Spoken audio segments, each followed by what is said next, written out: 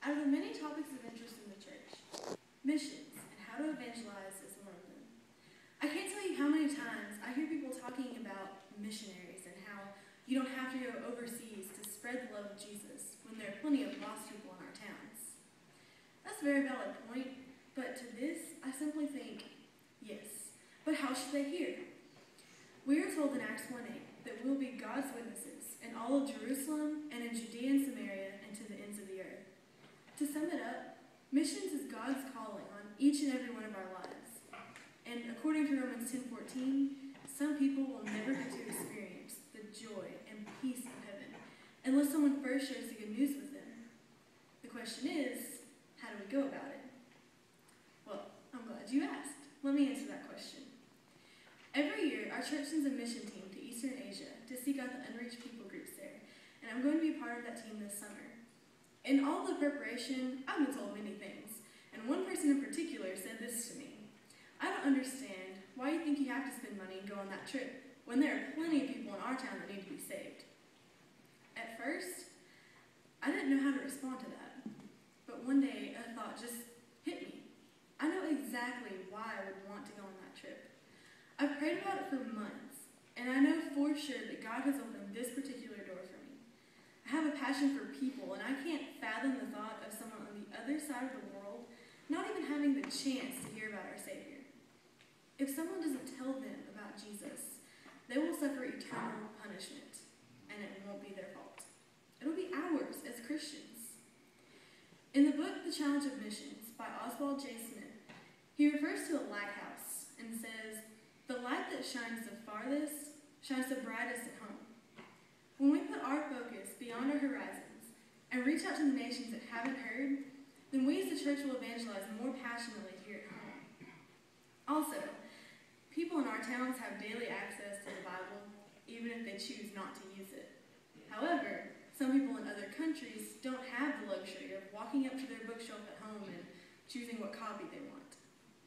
In the book Safely Home, the author tells about one family who meets at 2 in the morning to have a secret church. They have to smuggle their one Bible that's been passed down to them through generations. They have to keep it hidden because it's sacred to them, and if they're caught with it, it gets taken. And that is why I feel compelled to go, because we can do both things, meaning we can go overseas and we can witness to the ones around us. Romans 10:15. How beautiful are the feet of those who bring good news of good things. Now, in case I haven't done a very good job of explaining, let me offer an illustration. Let's say I asked you to meet every person in this room, but you had your eyes closed, one ear plugged, and an arm holding a leg behind your back. How would you accomplish this task? You're missing body parts. It takes every one of our body parts in order to successfully perform one simple task that I asked you to do. Now think about the body parts it takes to perform the task that God has asked us to do. Tell everyone about it. Each body part has a different function, and it takes all different functions to do something. Some people feel led to Africa, while others stay in Dallas. If everyone wanted to stay in Dallas, then who would reach Africa? But if everyone went to Africa, who would stay in Dallas? You see, each Christian has a different function, and each one of those functions makes up the body parts of evangelism. It takes all different callings to go therefore and make disciples of all nations, as Matthew 28:19 commands. Think about it. What if Paul decided not to go anywhere, or write any letters to any churches? Where would we be today? He used his fellow Christians, like the ones in Philippi and Ephesus, to help spread the word to different places. Because of this, many areas got reached, and I would say that he did a very good job in utilizing the body parts of evangelism. So, how should they hear? Well, the arms will go one way, and the legs will go another, so that we can completely sweep the nations of this world. Each person needs to listen to the voice that's pulling them to different places. We need to love people and keep reaching out into farther locations.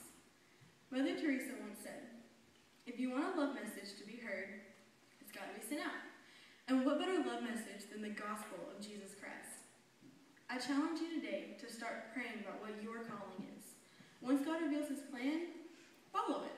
And that is